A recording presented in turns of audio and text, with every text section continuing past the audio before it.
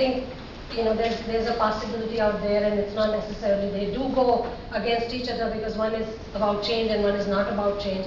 But at the same time, if the change is responsible and thoughtful, I think it can happen. So why should we care? So this is like an ecological footprint, but it's per capita, so don't feel very happy about India. India is one of the lightest here, but it's per capita. But if you think about the population of India, it's going to add up and it will be perhaps second or third in the world. But otherwise, per capita, we are not, putting a lot of, and that could be because of the resources we have. But you can see a lot of developed world you can see how dark they are, US and all, like how bad their ecological footprint is.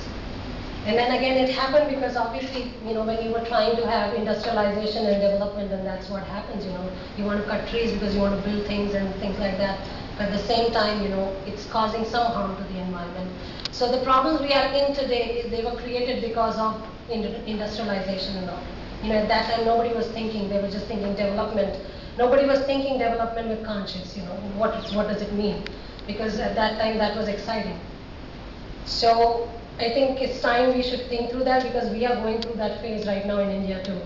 So if you look at the BRICS countries, like all of these countries are, like Russia, India, Indonesia, China, and South Africa, they are putting a lot of pressure. It's good for their, for their society, for their economy. That's really good. But at the same time, we have to think carefully that if we follow the same route as, what the US did, what the UK did, then again we'll end up into the same scenario again. So we have to do it sustainably. It's good to develop, but we have to do it sustainably. So some of the common issues that we see are pollution, population growth. That's happening. And again, we talked about those 2.5 worlds, into 2050 and 1.5 right now. We are using 1.5 of Earth right now, right? Then the climate change, he talked about those, the rainfall and everything. So that and it's happening worldwide. It's not just here. If you look at worldwide, the climate is a problem there. Then labor, energy scarcity. So we are running out of resources very fast. And some facts, fast fashion is growing, which is 40%. Inditex, Zara, which I saw it opened here as well. So they're all fast fashion, but not necessarily very bad, because sometimes they're only producing small quantity, and then the next design comes. So they are not having an inventory which you just keep saving. So it's not that they are bad, but they are fast fashion. Definitely, they are creating garments that are quickly you want to throw them away because the quality is not built in. Then fiber consumption has increased, so that's going to strain fiber, and you will see the cost of fibers going up. 3% recycling, so people are not recycling as much. And as Dr. Koshi mentioned, we need regenerative capacity of 1.5 Hertz. By 2050, we will need 2.3 Hertz, and we don't have those, right?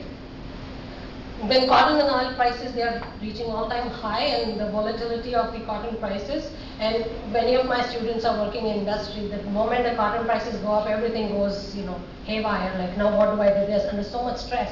Like, cotton has gone up, now what I want to do, So and it's all happening because we don't have enough cotton. 7 out of 10 fashion companies are not focusing on managing environment and resources. So 3 are doing, so we are only few who are doing it. 8 out of 10 are not using cooperation and collaboration when they're looking at supply chain. So they're not looking at what's happening in their, if they're sourcing from one place or the other, so they're not looking at that yet.